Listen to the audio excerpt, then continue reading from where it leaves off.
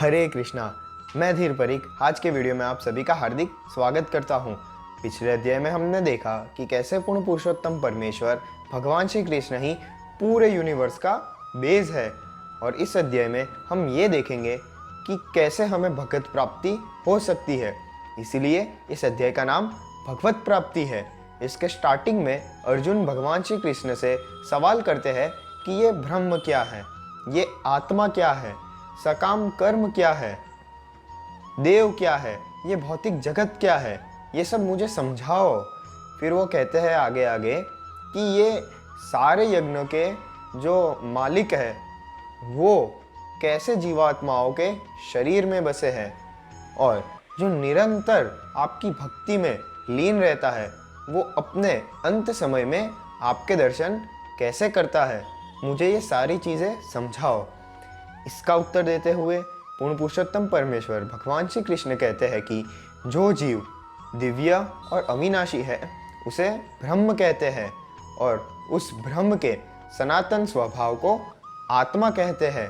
और ये जो भौतिक शरीर है ना हमारा, उसके विकास को लेकर जितनी भी रिएक्शंस, जितने भी प्रोसेसेस होती है उसे सकाम कर्म कहते हैं। जो देहधारियों में श्रेष्ठ होते हैं जैसे कि सूर्यदेव, चंद्रदेव, इन देवों में भगवान का विराट रूप पाया जाता है जिसे अधिदेव कहते हैं, और हर एक के हृदय में स्थित परमात्मा है, और उन परमात्मा को अधियज्ञ कहा जाता है जो यज्ञ के स्वामी है। जो मनुष्य भगवान का चिंतन करते करते मृत्यु को प्राप्त होता है वो मनुष्य भगवान की प्रकृति को ग्रहण करता है, और जो मनुष्य जिस जिस भाव से मृत्यु को प्राप्त होता है वो वही प्रकृति को ग्रहण करता है। जैसे कि कोई मनुष्य हिरण का स्मरण करते करते अपने प्राण त्यागता है तो वो अगले जन्म में हिरण बनता है, और जो प्रभु को याद करते करते अपने प्राण त्यागता है वो वैकुंठ लोक जाता है।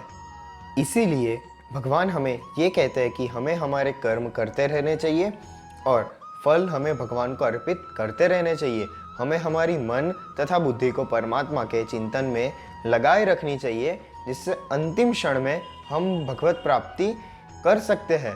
फिर भगवान हमें कहते हैं कि कैसे उनका वैकुंठ लोक और देवलोक दोनों अलग अलग हैं। भगवान पहले वैकुंठ लोक के बारे में बताते हुए ये कहते हैं कि वहाँ पर एक बार जो जीवात्मा मुक्ति को प्राप्त कर लेती है तो वो इस जीवन और मृत्यु के चक्कर से हमेशा के लिए, मतलब फॉर इटर्निटी, मुक्त हो जाती है।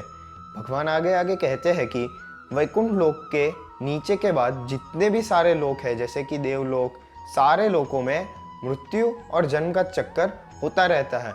अगर कोई आदमी या औरत या कोई भी मनुष्य स्वर्ग जाता है और उसके वहाँ पे जो एज है वो ख़त्म होने के बाद उसको फिर से इस धरती लोक में भेज दिया जाता है, और ऐसा ही नर्क में भी होता है।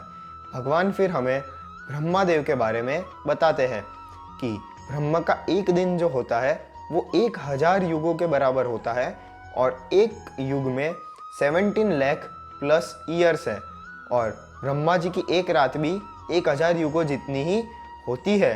भगवान कहते हैं कि ब्रह्मा जी जब दिन शुरू होता है उनका, तब वो सारी चीज़ों का क्रिएशन शुरू करते हैं, और दिन अंत होने पे सारी चीज़ें वापस से डिस्ट्रॉय हो जाती है। फिर पूर्ण पुरुषोत्तम परमेश्वर भगवान श्री कृष्ण आगे आगे हमें कहते हैं कि कब कोई योगी मृत्यु को प्राप्त होता है तो उसका पुनर्जन्म होता है और नहीं होता।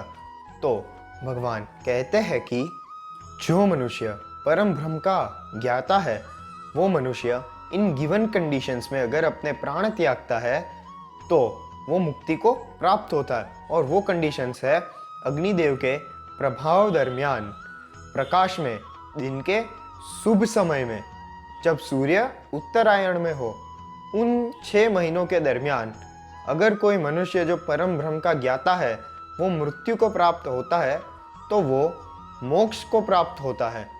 फिर भगवान हमें ये भी कहते हैं कि कब कोई मनुष्य मुक्ति को प्राप्त नहीं होता, और वो कंडीशंस है रात्रि का समय, धुआं होना और सूर्य का दक्षिणायन में होना।